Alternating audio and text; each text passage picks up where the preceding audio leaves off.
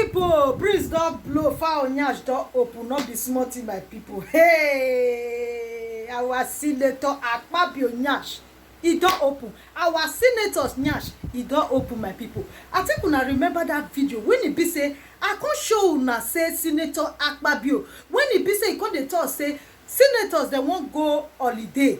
Say they don't send them something so that they go to enjoy themselves. He can't make mistake for them. The man can't retrieve his statement say he don't say something of prayers for them. I don't know whether I remember that video. If you never remember, go for my profile. May you go look for that video. He did it. My people, hey, please don't blow fire on your door open.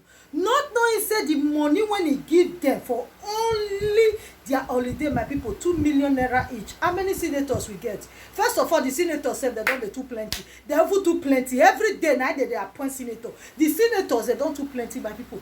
2 million naira. When it be say people they hungry, people they cry. This 2 million naira, my people, it not they say their salary, it not they their car allowance. E no dey their motor allowance, so my people only for their holiday. When e be say the poor masses dey hungry, dey die. Hey, God, na God go judge una.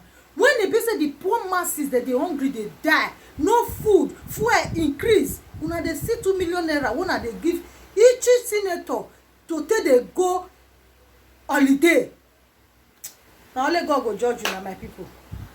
Sources in the National Assembly have exposed how much token was sent to each senator for them to enjoy their holiday. Niger News reports that Senate President Godswill Akpabio made news headlines on Wednesday after he mistakenly exposed on live television that the lawmakers would be getting a takeaway for their recess. Akpabio revealed that a token had been sent to the lawmakers to enjoy their holiday, a comment that raised eyebrows at the Senate plenary. Recall that the Red Chamber, on Monday, concluded the screening and confirmation of President Bola Tinubu's ministerial nominees, and thereafter adjourned the plenary to September 26th.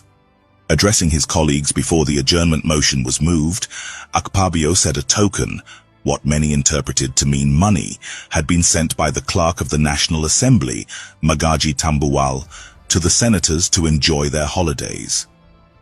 However, the Senate President was quickly informed by some principal officers that he was on live television and speaking before reporters.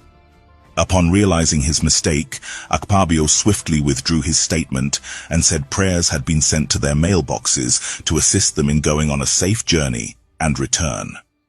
Sources that reportedly spoke with Sahara reporters, however, alleged that 2 million was sent to each of the senators for their recess.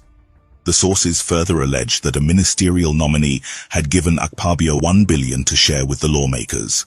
It was gathered that the senators of the 10th National Assembly are already upset that Senate President Akpabio exposed that they will be getting a token perceived as bribe money from the ministerial screening. A source in the Red Chamber said the aggrieved senators are unhappy about the ridicule and embarrassment the former Akwa Ibom governor's unguarded statement has brought to them. Sahara reporters quoted the source as saying that the lawmakers described Akpabio's action as blackmail to ensure they received the stick from their constituents for a paltry sum, while he had pocketed the bulk of the alleged bribe money paid to them. Senators are upset with Senate President Akpabio for exposing the bribe money they get for ministerial screening. A paltry N2 million was sent to each of them. They are angry that now Nigerians know how they are bribed to allow ministerial nominees to take a bow and go, the source said. The Senate President collected over 1 billion from the screened ministers and sent only 2 million to the account of each of 109 senators, totaling 218 million, another source added. According to the source, Akpabio didn't disclose to the senators the source of the 2 million each sent to their accounts. But what he did, according to them, was to blackmail the senators on Monday night in an open live television cast that money had been sent to the accounts of senators for holidays.